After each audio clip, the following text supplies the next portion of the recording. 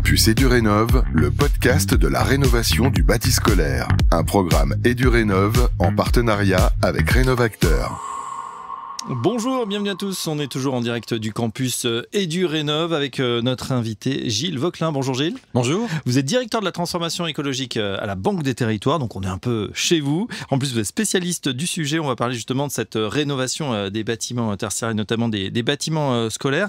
Un petit mot déjà sur cet événement, le campus EduRénov, qui bat son plein depuis ce matin dans un lieu assez formidable, à l'école du Bray. On est en plein jardin et ça tombe bien puisqu'on a un temps magnifique. Tout à fait, c'est vraiment, ça tombe à pic. Non, effectivement, c'est un événement important pour nous, annuel en fait, qui est vraiment un lieu de rencontre, de regroupement, de rassemblement autour du programme. Et donc, c'est vraiment l'occasion d'avoir beaucoup d'échanges et notamment de pouvoir faire du pair à pair aussi, de l'échange d'expériences, ce qui est un élément du programme EduRénov. Bien sûr, et justement, alors des masterclass, des conférences, des ateliers, des espaces effectivement pour discuter et puis tout à l'heure, évidemment, des moments conviviaux. Première question pour vous, Gilles, pourquoi il faut accélérer en ce moment cette rénovation des bâtiments, cette rénovation énergétique ? Parce que quand on regarde un petit peu sur quoi on peut agir en fait pour atteindre des objectifs de neutralité carbone en 2050 et avoir le point de passage qui est prévu en 2030 pour être dans la trajectoire, on se rend compte qu'il faut agir sur tous les leviers, donc la mobilité, les énergies, etc. Mais quand on regarde sur les leviers sur lesquels on a le plus de prise et rapidement, et avec un impact fort en termes de gains sur les gaz à effet de serre, eh bien, ce sont les bâtiments. Et donc, la rénovation des bâtiments, c'est très important. D'autant plus que, alors pourquoi il faut accélérer ? Parce que, en fait, quand on regarde un petit peu les choses, il faut faire 2,5 fois en 10 ans ce qu'on a fait en 30 ans, en termes de rénovation. Donc, l'accélération, elle est quand même importante à réaliser. Et effectivement, avec ce levier, notamment, on pourra probablement tenir la trajectoire. Et donc, ça, c'est un élément important sur le plan de la décarbonation. C'est aussi un autre élément aussi pour le budget, on va dire, des collectivités locales, puisque économie d'énergie, ça veut dire moins de charges. Alors, il y a eu un coup de boost en 2022 après la crise sur l'énergie. Effectivement, on a vu vraiment les élus, les collectivités locales se mobiliser.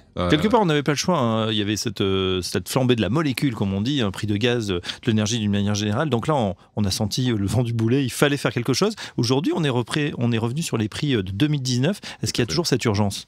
Oui, de toute façon, de manière générale, alors ça dépend évidemment de la relation entre l'effort d'investissement et puis le gain en énergie qu'on obtient en face, mais de manière générale, dans la plupart des cas, on a effectivement un impact important sur le budget des collectivités locales.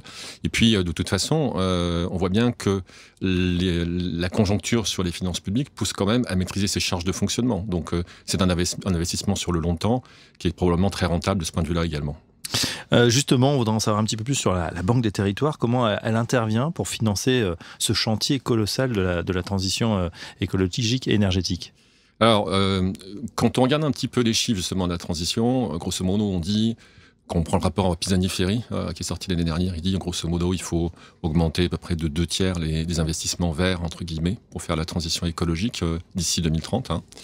Donc nous on contribue à l'accélération en fait et à l'atteinte des objectifs, c'est-à-dire que on met quand même à la Banque des Territoires 34 milliards d'euros sur 5 ans pour financer justement la transition. Oui. Alors, c'est à ramener aux 300 milliards dont parlait Pisani-Ferry dans son rapport, mais donc qui était de l'investissement en plus sur 5 ans. Donc, ça donne quand même la proportion. Je dirais qu'on est quand même un acteur significatif de financement de la transition. Et donc, dans ce sens-là, effectivement, on essaye d'être présent sur tous les segments en fait de financement.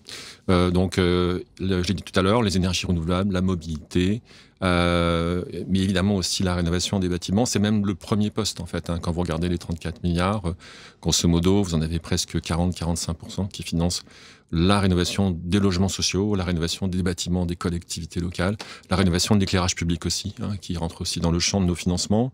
Oui. Donc effectivement, là pour nous, c'est vraiment un enjeu important. C'est la moitié de notre plan stratégique. On a 2 axes importants à la Banque des Territoires.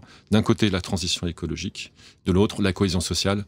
Et on voit bien que les deux sont liés. Bien évidemment. On ne peut pas faire la transition sans être sur une transition juste. Alors on est aujourd'hui sur le campus Edurénov, on l'a dit, on va s'intéresser justement à ces bâtiments scolaires. Là aussi, les chiffres sont très importants. Le chantier là aussi est immense. Comment vous intervenez, quelle est la méthode? Puisque on nous l'a dit à ce micro toute la matinée, bien sûr les rénovations étaient déjà lancées dans beaucoup de communes. Là, comment le programme Edurénov va accélérer tout ça et mettre en œuvre en fait cette transition? Mais en fait, la philosophie du programme Edurénov, c'est de dire, OK, il faut financer les projets, mais avant de financer les projets, il y a tout un travail de préparation qui est souvent effectivement assez long. Et vous savez qu'on est dans un pays en plus qui est très décentralisé, avec de nombreux propriétaires de patrimoine public. Et donc, l'enjeu, c'est d'arriver à embarquer tout le monde, en fait, dans la barque, et puis de faire en sorte que tout le monde se mette à rénover. Ce qui n'était pas le cas ces dernières années. On avait les pionniers, il y avait ceux qui suivaient, il y a ceux qui restaient à quai, en quelque sorte. Et ceux qui résistaient, même, on peut dire. Ou peut-être ceux qui ne voulaient pas embarquer, ouais, tout simplement. Mais ceci étant dit, là, aujourd'hui, je pense qu'on a changé un peu d'époque, pour les raisons qu'on a données tout à l'heure. Et puis, là, en l'occurrence, c'est vraiment de permettre aux collectivités locales, aux élus, leurs équipes, de faire maturer leurs projets. Donc, de les embarquer dans un collectif. Alors, avant, on mettait beaucoup d'ingénierie. Et là, on en rajoute d'ailleurs dans le programme Edurénov. Ce qu'on fait en plus, c'est toute cette mise en place d'une communauté qui s'incarne aujourd'hui dans le campus, très clairement, mais qui aussi porte sur des apports de ressources. C'est-à-dire qu'en fait, on va mettre en place une ressourcerie avec des partenaires qui sont associés au programme Edurénov.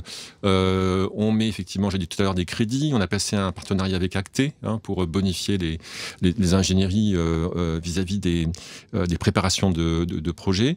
Et puis, on met aussi sur la table des éléments aussi d'intelligence artificielle. C'est-à-dire qu'on essaye aussi d'apporter des solutions numériques qui vont permettre notamment d'aller plus vite dans le choix des projets à rénover.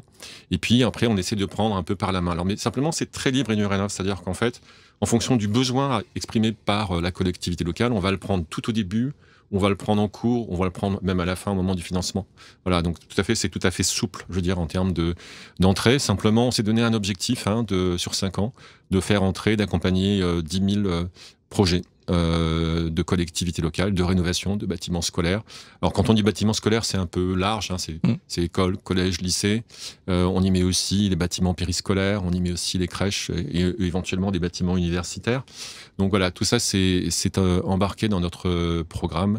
Et, 10 000 accompagnements donc, sur 5 ans. Est-ce que justement pour Gilles Vauquelin, pour donner un peu de couleur, on peut parler de certains exemples de bâtiments qui ont déjà été accompagnés et financés dans ce programme? Oui, je peux vous donner quelques exemples, notamment d'écoles en fait, puisque on est quand même aussi sur un plan de l'État de 40 000 écoles à rénover aussi d'ici 2030-2031. Donc on a quand même beaucoup de projets qui sont liés à des écoles fondamentalement. Donc par exemple, il y a un projet. Alors, il faut rappeler que les écoles qu'on prend, c'est des écoles qui ont au moins 40% de gains d'énergie. Ça fait partie des éléments du programme. Et on essaie aussi de prendre des écoles qui embarquent l'adaptation au changement climatique. Il fait très chaud aujourd'hui. Donc on voit bien qu'il faut aussi prendre cette dimension en place. Donc c'est ce qu'on a essayé de faire par exemple sur l'école de Dompierre-sur-Yon. Il y a une école qui fait 300 élèves, qui donc en milieu plutôt rural, semi-urbain. Donc là, en l'occurrence, on avait pour à peu près 1,5 million de travaux. On a financé à hauteur de 750 000. Et là, pour le coup, c'est un projet qui fait 80% d'économie d'énergie, par exemple. Donc, et c'est pas un exemple isolé. On a mis la barre à 40%, mais on voit beaucoup de projets qui sont à 40, 50, 60, même 80% pour certains, et certains qui sont très innovants en termes de matériaux biosourcés, par exemple. On va chercher des solutions aussi de proximité pour essayer d'avoir vraiment un impact carbone et sur la gestion des ressources qui soit le plus vertueux possible. Voilà, une école qui va s'inscrire dans le temps, qui change aussi ses usages, puisqu'elle est au cœur de la cité et qui change parfois de projets pédagogiques. J'ai une dernière question pour vous, Gilles Vauquelin, qui est plus rattaché à l'actualité de ces derniers jours. Est-ce que justement le fait qu'on a ces nouvelles élections qui se profilent, peut-être un bouleversement au niveau du gouvernement, ça remet en cause en fait tout le programme, ou est-ce que c'est gravé dans le marbre? Qu'est-ce qu'on peut attendre? Quelle est votre vision là-dessus? Alors nous, par définition, on intervient auprès du terrain, auprès des collectivités locales. Ce programme, il est porté par la Banque des Territoires. Alors avec des partenaires, évidemment on travaille avec les services de l'État, on travaille aussi mais avec d'autres partenaires, des agences par ailleurs, avec la FNCCR, enfin avec les élus, des associations d'élus. Donc c'est un programme qui est partagé, mais qui est porté par la Banque des Territoires. Nous, notre vocation, c'est d'être un investisseur et une institution de long terme. Donc ce programme va continuer, il n'y a aucun doute là-dessus. On va continuer à y mettre l'énergie nécessaire.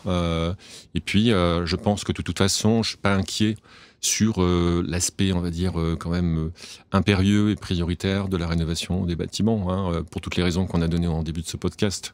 Il y a plusieurs facteurs qui poussent à faire ces rénovations et il y a une dynamique qui est créée. Donc, je pense que notre programme continuera, il accompagnera cette dynamique, il l'accélérera, j'espère.